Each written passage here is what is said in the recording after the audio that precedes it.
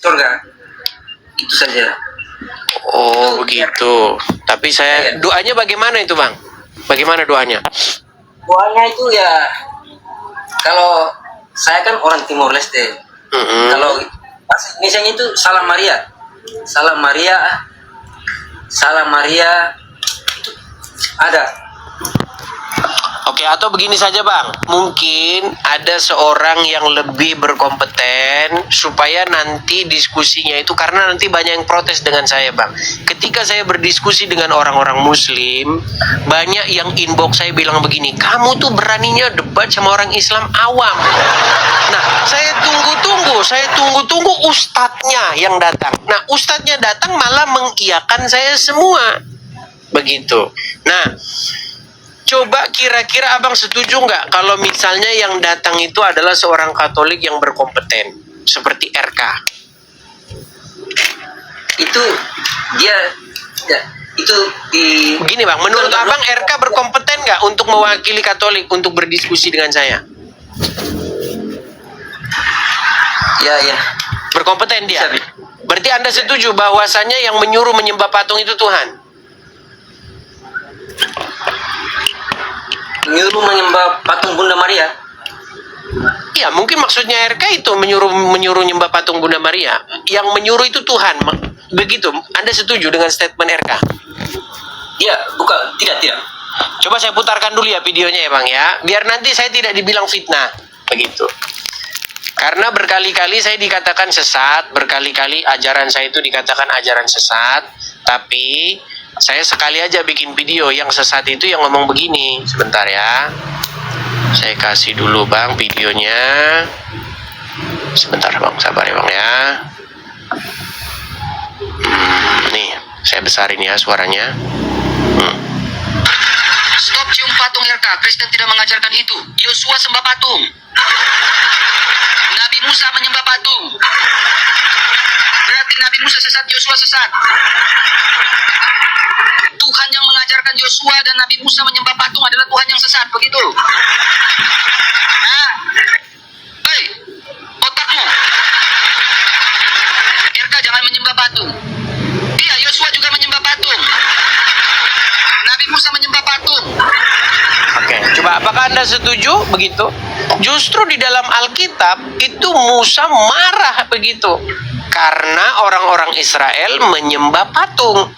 Dia turun dari bukit Sinai itu, ya turun dari gunung Sinai itu, karena Tuhan berfirman kepada Musa, lihat itu kelakuan orang-orang Israel itu, ya, mereka sudah menyembah berhala. Makanya Musa malah mengamuk gitu, dia ngamuk sejadi-jadinya itu Musa itu, sampai dibanting itu dua loh batu itu dipecahkan sama dia, begitu. Karena salah satu isinya itu jangan membuat bagimu patung yang menyerupai apapun, baik yang ada di langit, baik yang ada di bumi, baik yang ada di bawah bumi, di dasar, di air.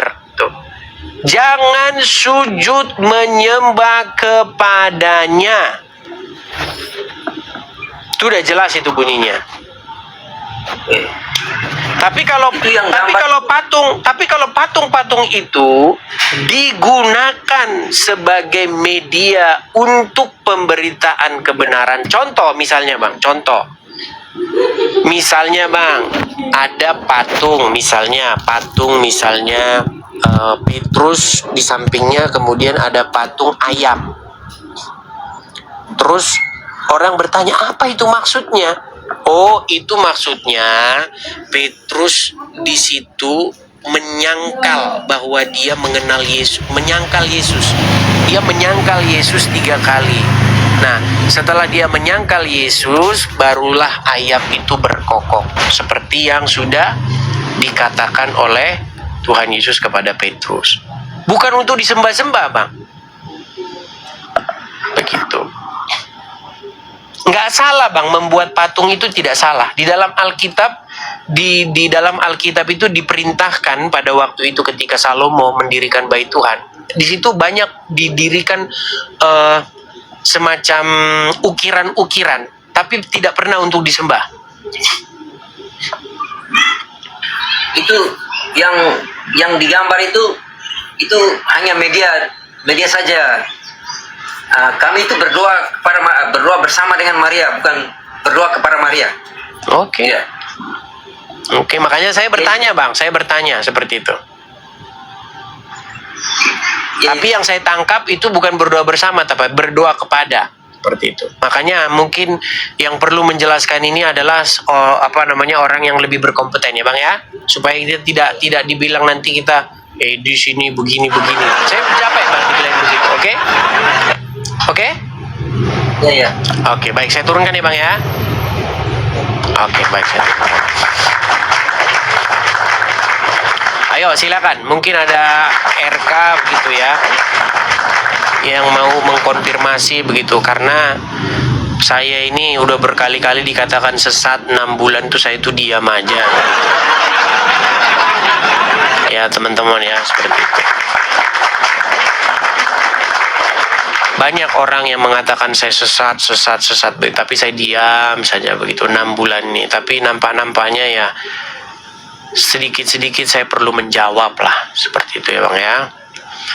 Oke, kita kasih naik yang berikutnya. Ada saudara Tuan Joir. Ya silakan Tuan Joir. Halo Tuan Joir. Halo. Tuan Joir Sitanggang, silakan Bang, nyalakan kamera dulu. Ya, sebentar Bang. Kebetulan ngantri di SPBU. Abang Islam kah? Saya Katolik Bang. Oke, Katolik lagi. Silakan Bang, apa yang mau Abang sampaikan? Silakan. Waktu dan tempat dipersilakan. Silakan Bang. Jadi pada kesimpulan nih, pernah saya menjalani seperti apa yang telah dibicarakan oleh pembahasan yang tadi tentang penyembahan terhadap patung-patung tersebut. Memang itu sangat dilarang di dalam Alkitab. Sangat dilarang karena kita dilarang untuk menduakan Tuhan. Kita harus selalu memuliakan Tuhan Allah di dalam hidup kita sampai kiamat. Dan kenapa bisa terjadi hal penyembahan tersebut? Karena begini itu, sebelumnya menurut sejarah antara agama dengan kesukuan yang berada di khususnya di Indonesia lah, tidak semudah yang dibayangkan untuk masuk ajaran-ajaran agama tersebut, khususnya kekristenan ini, ke dalam sebuah pengajaran yang dianut yang sebelumnya yang telah ada adat istiadat. Betul. Karena itu bagaikan minyak dengan air, itu nggak bisa bersatu. Jadi bagaimana agar supaya ajaran Tuhan Yesus Kristus dapat diresapi oleh setiap insan yang ada di Indonesia? Dan begitulah caranya Bang untuk menyatukannya itu. Makanya adalah antara adat seperti itu. Oke. Jadi itu bisa kita lihat contoh-contohnya, misalnya di era-era zaman sekarang, misalnya nih, pada waktu Kristen masuk ke tanah Batak, orang-orang Batak pada waktu itu sudah punya agama. Begitu. Apa agama orang-orang Batak pada waktu itu? Mereka bukan Parmalim, Bang. Pada Parmalim itu sebenarnya beda lagi, Bang. Jadi agama yang ada pada waktu itu adalah agama-agama suku, agama animisme, dinamisme seperti itu. Mereka biasanya berdoa kepada batu-batu, kepada pohon-pohon seperti itu. Mereka biasanya di situ akan melakukan ritual-ritual tertentu. Seperti itu. Nah biasanya ketika Kristen masuk, hal-hal seperti itu belum betul-betul hilang. Makanya terjadi kawin campur begitu. Betul. Antara Kristen dengan agama lokal. Makanya terjadi percampuran budaya. Dia Kristen, tetapi dia masih melakukan yang namanya seperti apa, ngiris apa itu kalau orang Batak itu apa, buah apa itu? Seperti jeruk purut itu ya. Nah kemudian mereka melakukan penyembahan, kasih potong ayam atau apa kepada sebuah batu dan lain sebagainya. Itu bukan hanya terjadi di suku Batak saja, Bang. Saya belajar tentang agama-agama asli Indonesia. Agama-agama lokal asli Indonesia. Seperti itu. Makanya di dalam kajian sejarah ya, setiap suku bangsa di Indonesia ini biasanya ditemukan menhir dan dolmen. Ya, menhir itu biasanya berupa batu besar, entah itu dia berukir atau tidak berukir. Ya, kemudian ada dolmen. Dolmen itu semacam meja batu, begitu. Dan itu hampir di setiap suku itu ditemukan, begitu bang. Saya dari Lampung bang, asal saya. Dan di Lampung itu ditemukan menhir dan dolmen. Itu agama aslinya bang. Seperti itu. Itu mau dibantah, mau jungkir balik pun silakan. Karena itu fakta sejarah, itu nggak bakal bisa dibantah. Siapapun nggak bisa bantah itu. Seperti itu. Nah, saya kasih contoh bang ya. Saya kasih contoh. Saya kasih contoh.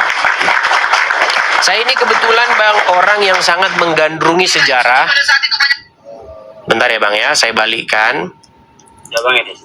Ini saya kasih contoh menhir dan dolmen yang ditemukan di tempat saya bang, di Lampung ya. Siap. Sebentar. Ya. Saya kasih contoh karena banyak orang nggak tahu ya bang ya. Nih, ini situs megalitikum ya dari Lampung ini bang, tanah kelahiran saya. Inilah posisinya di Lampung Barat bang. Lampung Barat ini dipercaya sebagai asal muasal suku Lampung bang. Nah, ini namanya dolmen bang. Ini dia semacam meja besar begitu.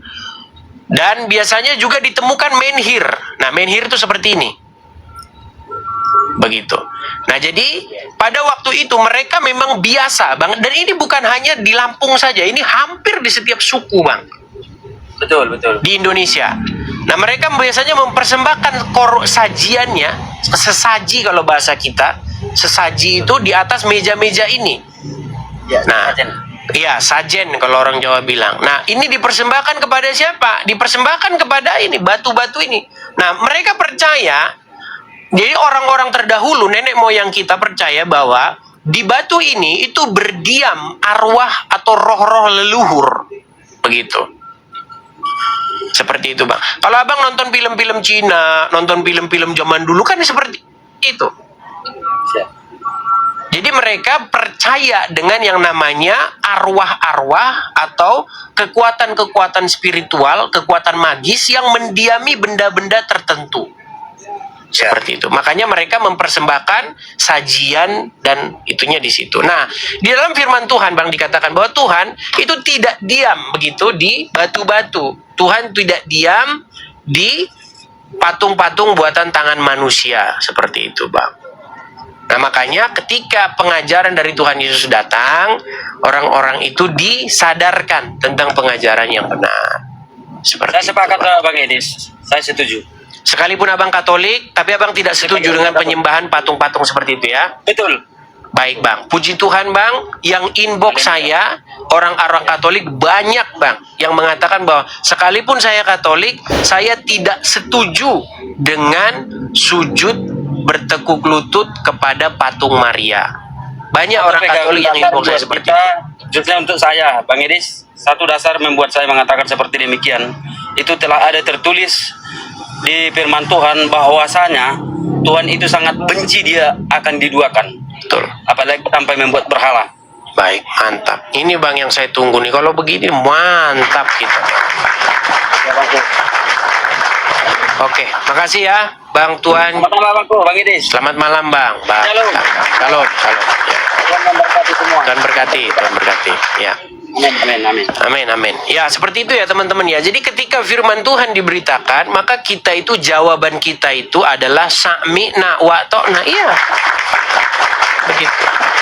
Ketika firman Tuhan datang, maka sebagai seorang pengikut Tuhan Yesus kita berkata sami'na wa ta'na. Artinya adalah kami mendengar dan kami taat. Begitu. Ya, oke, kita lanjutkan ke yang berikutnya. Ada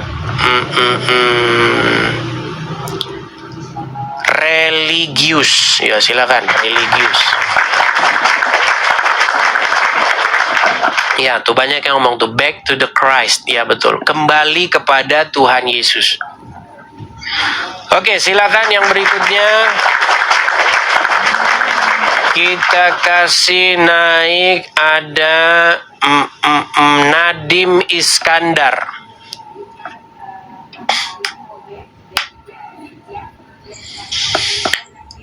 Oke, Bang Nadim Iskandar, mungkin abang bisa ke tempat yang lebih terang. Ya, sip, mantap. Silakan Bang, abang Muslim ya? Sebentar Bang, abang Muslim? Saya Muslim. Silakan. Alhamdulillah. Muslim. Silakan Bang, apa yang mau Anda utarakan? Ya, saya ingin utarakan sesuatu yang terjadi kepada pohon ara. Disebabkan Abang Edis juga mengkaji Al-Quran juga ya. Oke. So, saya ingin bentangkan Markus ayat 11 Oke. yang menyatakan Yesus mengutuk pohon ara. Bagaimana Yesus boleh mengutuk pohon ara? Oke, kita lihat daripada ayatnya. Keesokan harinya, sesudah Yesus dan ke-12 muridnya meninggalkan Betania, Yesus berasa lapar. Betul? Betul. Dan dari jauh, ia melihat pohon ara yang sudah berdaun. Ia mendekatinya untuk melihat kalau ia mendapat apa-apa pada pohon itu. Tetapi tidak ada buah untuk dimakan. Oke. Saya tahu justru Yesus pada waktu itu berasa lapar. Betul? Ya. Oke. Tetapi waktu ia tiba di situ, ia tidak mendapatkan apa-apa selain daun-daun sahaja. Oke. Sebab memang bukan musim buah ara.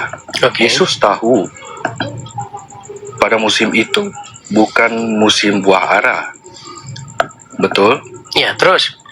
Maka katanya kepada pohon itu, jangan lagi seorang pun makan buahmu selama-lamanya.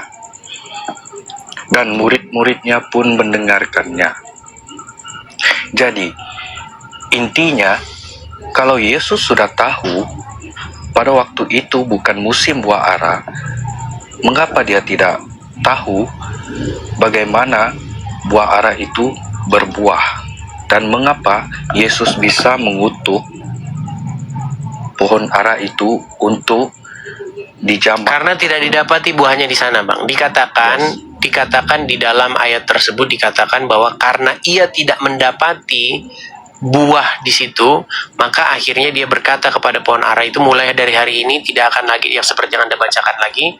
Lalu keesokan harinya dikatakan bahwa pohon itu telah kering, seperti itu.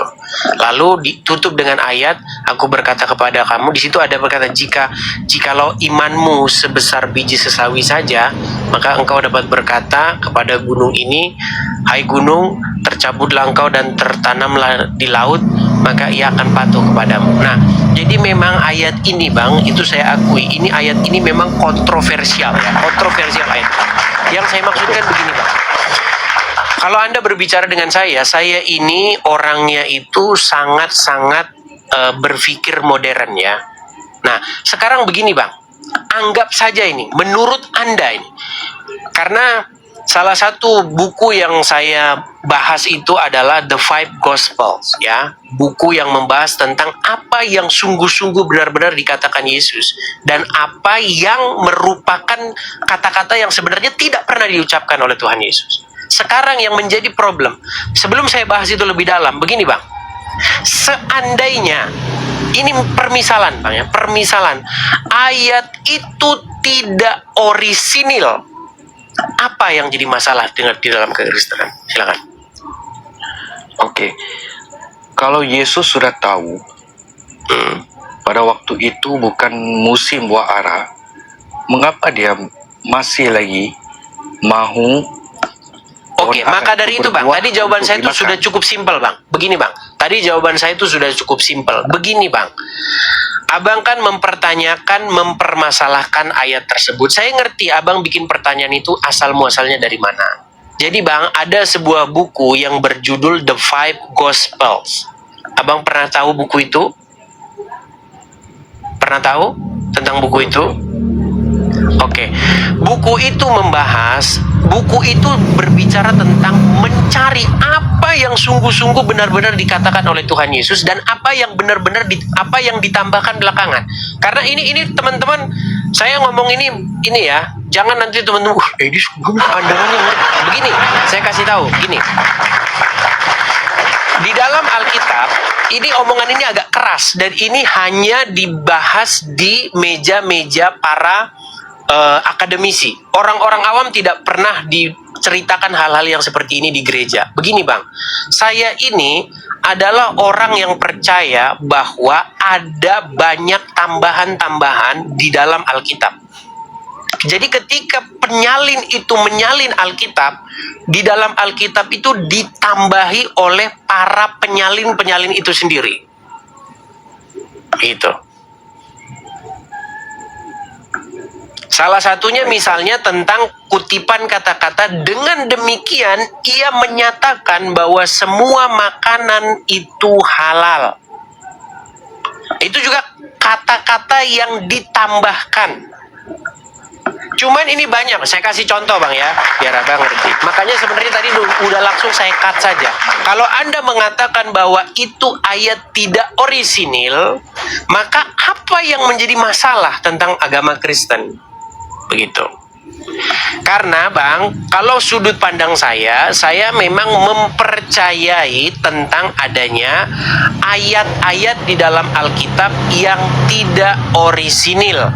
Begitu. Saya kasih tunjuk dulu sama Anda, saya kasih contoh ayat yang tidak orisinil dalam Alkitab, tetapi yang akhirnya jadi kitab sucinya orang-orang Kristen tertentu. Saya kasih tunjuk ya Bang ya. Sebentar.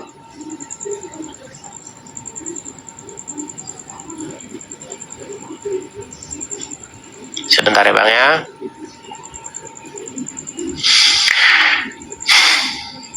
Saya kasih contoh misalnya di dalam Markus pasal yang ke-7 ya Bang ya. Markus pasal yang ke-7. Memang yang saya katakan ini memang agak berat dan membuat orang-orang awam itu memang ya terguncang. Oke, Markus 7 ayat 19 Bang ya. Ini salah satu ayat yang tidak orisinil. Semua catat ya, baik yang orang Kristen, ini juga penting bagi kalian. Markus 7:19 itu salah satu ayat sisipan yang tidak orisinil. Markus 7:19. Markus berapa tadi saya bilang Bang? 7:19 ya? 7:19 ya. Oke, saya balikan dulu kamera saya. Kebenaran harus saya sampaikan ya. Jadi saya tidak mau ngajarin orang-orang awam terus. Kadang-kadang banyak orang tuh nggak mau ngasih tahu, nanti takut jemaat terguncang katanya. Padahal enggak. Kita itu nggak perlu takut. Kebenaran itu harus kita beritakan. Oke, ini Bang ya, Markus pasal yang ke-7. Sudah? Ayat yang ke-19. Nih ya, saya baca dulu 18-nya. Maka jawabnya, apakah kamu tidak dapat memahaminya? Tahukah kamu bahwa segala sesuatu dari luar yang masuk ke dalam seseorang tidak dapat menajiskannya? Karena bukan yang masuk ke dalam hati, tetapi ke dalam perutnya, lalu dibuang ke dalam jamban. Nah ini perhatikan ini Bang. Kata-kata dengan demikian, kata-kata ini, dengan demikian ia menyatakan semua makanan halal. Ini saya katakan ayat palsu. Mengapa Abang Edis bisa menyatakan? Karena ini nggak ada palsu? ini. Ayat dengan demikian dia menyatakan semua makanan halal. Ini nggak ada dibahas di Injil yang sebenarnya nggak ada. Terus gimana? Ya, makanya saya katakan kepada Anda, ini ayat sisipan. Ayat ini yang mengatakan dengan demikian ia menyatakan semua makanan halal, itu adalah ayat sisipan. Ayat yang sebenarnya nggak pernah ada di dalam Injil. Seperti itu. Nah, tadi Anda datang membawa satu isu. Isu tentang Yesus mengutuk pohon ara. Sebentar, saya balik dulu kamera saya. Ini pertanyaan yang bagus, Bang. Dan ini juga menjadi kajian para pakar-pakar Alkitab. Begini Bang, kalaupun Anda mengatakan bahwa ayat itu ayat sisipan, ayat yang sebenarnya tidak ada, yang menjadi pertanyaan saya adalah, lalu apa yang membuat Anda mengatakan bahwa ajaran Kristen itu salah? Gimana Bang? Ya, kalau dikatakan Yesus itu adalah Tuhan, jadi bagaimana dia tahu? Dia nggak tahu sebenarnya pada waktu itu. Ketika Anda mengatakan Yesus itu Tuhan, apakah maksud Anda Yesus itu ada? Yang mana ini Bang? Waktu Anda mengatakan Yesus itu Tuhan, yang ini, yang mana yang Anda maksud? Ketika Anda berkata Yesus itu Tuhan. Jika Yesus itu Tuhan, dia pasti tahu pada waktu itu adalah bukan musim pohon ara berbuah atau menghasilkan buah. Maka dia mengutuk pohon ara tersebut. Maka ayat Markus 11:14, maka katanya kepada pohon itu, jangan lagi seseorang pun makan buahmu selama-lamanya. Maka dia mengutuk pohon itu jangan lagi berbuah dan tidak memberkati orang-orang di sekeliling itu untuk makan buah itu. Bermaksud dia tidak memberikan orang Kristen cakap memberkati sesemua orang dengan buah. Bang. Baik, ya, kalau Anda tanya, saya jujur ya Bang ya, saya jawab begini Bang. Jadi saya punya dua jawaban soal ayat ini. Saya orangnya jujur Bang, saya nggak mau nutup-nutupin sesuatu. Kalau saya ditanya perihal ayat tersebut, saya menjawab dengan dua jawaban begini. Kalau ayat tersebut merupakan ayat yang orisinil, itu pun sebenarnya clear, tidak ada satu masalah Bang. Karena begini, ketika itu Tuhan Yesus berharap bahwa ada di situ buah didapati. Tetapi ketika ia mendapati pohon ara tersebut, ternyata tidak didapati buahnya. Makanya Yesus mengutuk pohon ara tersebut. Tetapi yang menjadi pertanyaan saya secara pribadi, kenapa penutup ayat tersebut, saya bukakan saja Bang ya. Ini sebenarnya diskusi internal sesama orang Kristen. Dan kalau ada orang Kristen yang ngerti, saya boleh belajar sama dia tentang hal ini. Bentar Bang, berapa tadi Bang? Ayat Markus 11. Markus 11 ya. Markus 11:14 ya. Ya. Markus 11 ayat yang ke-14.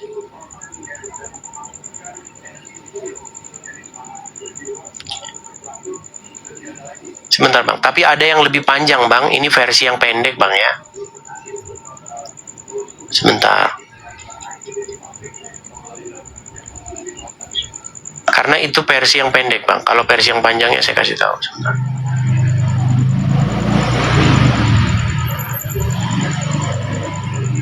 Markus pasal yang ke-11.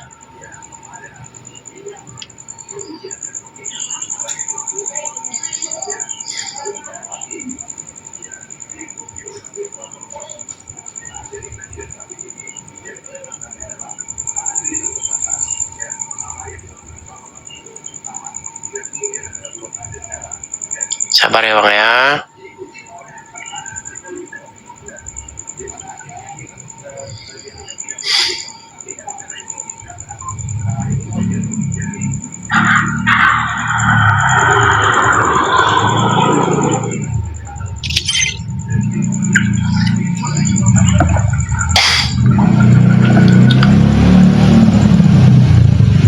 Kita ambil yang versi panjangnya itu ada di Matius 21 Bang ya. 21.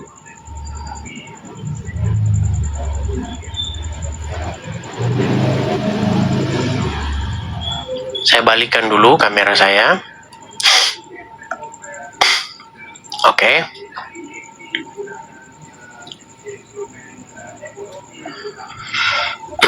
Saya bacakan ya Bang ya. Ya. Oke. pada pagi hari dalam perjalanannya kembali ke kota, Yesus merasa lapar. Betul. Dekat jalan, ia melihat pohon ara, lalu pergi ke situ. Tetapi ia tidak mendapati apa-apa pada pohon itu, selain daun-daun saja. Katanya kepada pohon itu, "Engkau tidak akan berbuah lagi selama-lamanya." Dan seketika itu juga keringlah pohon ara itu. Melihat kejadian itu, tercenganglah murid-muridnya lalu berkata, "Bagaimana mungkin pohon ara itu sekonyong-konyong menjadi kering?" Yesus menjawab mereka, "Aku berkata kepadamu, sesungguhnya jika kamu percaya dan tidak bimbang, kamu bukan saja dapat berbuat apa yang kuperbuat dengan pohon ara itu, tetapi juga jikalau kamu berkata kepada gunung ini, beranjaklah dan tercampaklah ke laut, hal itu akan terjadi. Dan apa saja yang kamu minta dalam doa dengan penuh kepercayaan, kamu akan menerimanya." Nah, pertanyaan, kalau saya fokusnya bukan ke pertanyaan Anda mengenai Yesus, Tuhan kok nggak tahu pohon buah ara, betul? Itu pertanyaan Anda kan? Ya. Oke, jadi begini Bang, sebenarnya Bang, kalau kita berbicara tentang pohon ara Bang, pohon ara itu tidak seperti, ini yang setahu saya ya, coba nanti teman-teman boleh koreksi, saya nggak mau juga sok tahu. Begini Bang, yang saya pelajari, saya balik dulu ya. Ini pertanyaan menarik sebenarnya, dan ini menjadi pokok bahasan saya dengan para orang-orang yang mendalam mengkaji Alkitab. Di dalam pemahaman saya, nanti tolong Anda bisa koreksi kalau salah. Abang tahu pohon jambu air atau pohon jambu batu? Tahu. Oke. Kalau setahu Abang itu, dia buahnya itu buah-buah musim-musim tertentu aja nggak? Enggak. Dia sentiasa berbuah Berbuah terus? terus. Oke, ada nggak musim-musim di mana pohon jambu tidak berbuah begitu? Enggak. Nah, ini setahu saya, nanti tolong dikoreksi. Sewaktu saya membaca-baca ini tentang pohon ara itu, dia itu memang semerawut begitu dia. Dia walaupun tidak bermusim buah, dia ada buahnya itu kadang-kadang tetap ada. Tapi buahnya tidak sebanyak pada waktu bermusim. Seperti itu. Itu yang saya baca, yang saya pelajari. Kalau salah, tolong dikoreksi. Saya tidak mengatakan bahwa statement saya itu benar. Tapi selama saya mempelajari, pohon ara itu, dia berbuah walaupun dia tidak musimnya. Walaupun dia kadang-kadang, dia itu bisa tidak berbuah sama sekali. Sama seperti pohon-pohon misalnya kayak pohon jambu batu, begitu. Kita kalau ke situ berharap ada buahnya. Nggak seperti pohon durian. Kalau pohon durian, dia memang di bulan tertentu, musim tertentu. Selain daripada itu, dia nggak bakal ada buahnya. Setahu saya seperti itu yang saya pelajari. Makanya pada waktu belum musim buah ara pun, ketika orang mendekat kepada buah ara, dia boleh berharap di situ tetap ada buahnya yang bisa dipetik. Nah, ketika Tuhan Yesus datang kepada pohon ara itu dan tidak ada di situ didapatinya, maka dia berkata kepada pohon itu supaya pohon itu seperti tadi. Lalu terjadilah demikian. Seperti itu. Itu jawaban saya yang pertama. Nah, untuk jawaban saya yang kedua, ya, jawaban ini mungkin akan membuat banyak orang Kristen mungkin agak berpikir aneh-aneh dengan saya. Saya itu gini. Saya itu, Kenapa bisa berpikir aneh sesama Kristen? iya, karena begini Bang, saya ini waktu belajar Alkitab Bang, saya ini benar-benar meneliti Alkitab tersebut. Dan saya termasuk orang yang percaya bahwa di dalam penerjemahan atau penyalinan Alkitab, itu sering orang menambah-nambahi cerita. Kenapa bisa menambah cerita? Ya, makanya kita Kalau jujur aja. faktanya ada di dalam Alkitab. Karena ketika orang menyalin naskah-naskah tersebut, mereka itu menafsirkan isi Alkitab tersebut. Contoh seperti yang saya kutipkan tadi, di situ kan ada kata-kata, dengan demikian ia menyatakan bahwa semua makanan itu halal. Nah, kata tersebut, itu kalimat tersebut adalah tafsiran daripada sang penyalin itu. Jadi bagaimana Kristen mau merujuk pada Injil, kitab Injil yang sebenarnya? Oke, kalau Banyak begitu sudah pertanyaan saya, di mana dipalsukan. Injil yang sebenarnya? Ya, Di mana Injil yang sebenarnya? ya.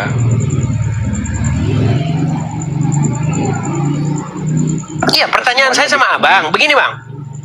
Bang, saya ini orangnya sangat terbuka dan saya sangat senang dengan diskusi yang ilmiah akademis seperti ini. Islam datang, pahlawan, kalau menurut saya seperti pahlawan kesiangan, ingin menawarkan nih, ini Injilnya. Saya juga periksa bang, saya bukan orang yang langsung anti itu enggak, saya periksa. Saya mengkaji isi Al-Quran itu bang, habis-habisan saya kaji. Pertanyaan saya adalah, lalu jawaban Anda seperti apa tentang itu? Adakah Anda memberitakan kepada saya satu Injil yang asli? Tidak. Ya sudah selesai bang. Berarti yang Anda bawa itu tidak lebih baik. Begini, yang Anda bawa itu tidak lebih baik daripada kejujuran yang saya utarakan. Seperti Abang Edis yang katakan tadi, kitab Injil banyak dipalsukan. Jadi mana yang tulin? Makanya bang, saya memberitahukan kepada Anda, Injil itu masih ada naskah-naskah tuanya. Kami orang Kristen punya yang namanya kodeks ya, misalnya kodeks Vatikanus, kodeks Sinaiticus, kodeks apa lagi. Kodek-kodek tersebut masih bisa kita lacak zaman sekarang. Dan makanya para pakar-pakar Alkitab itu mengutarakan.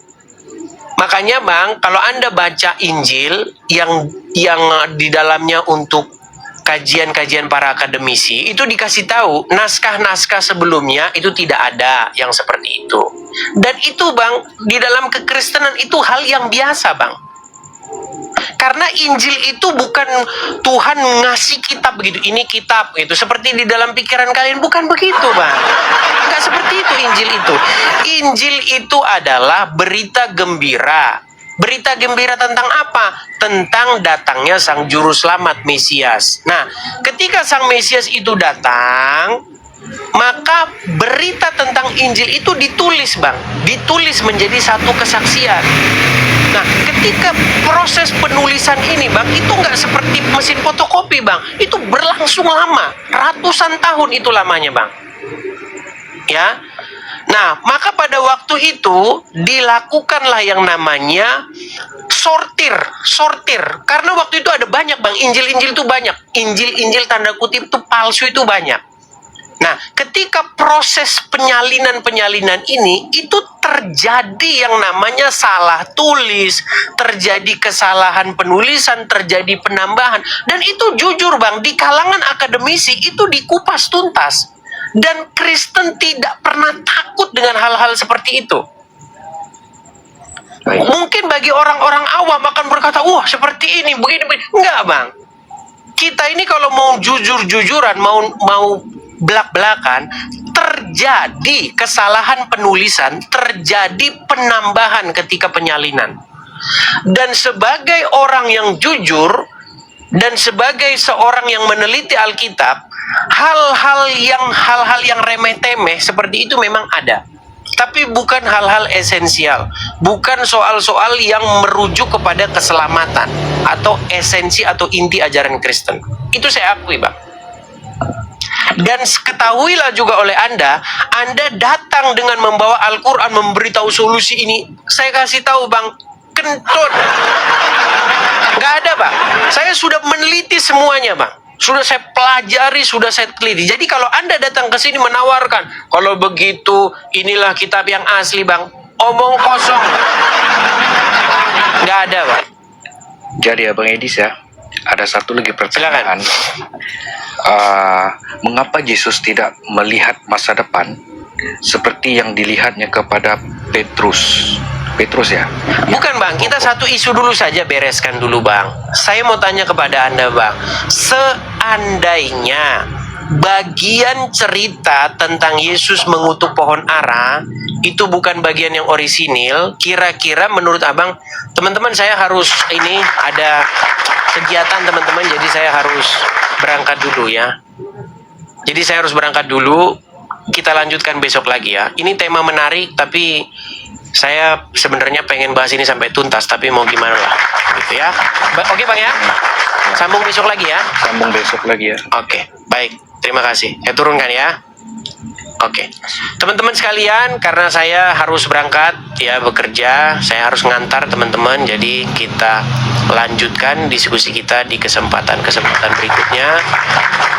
Tuhan Yesus kiranya memberkati kita semua. Teman-teman, ya, yang saya ajarkan ini adalah hal-hal yang dibahas oleh para akademisi dan kalian boleh membahas ini nanti lanjutnya, kalian yang meneruskan.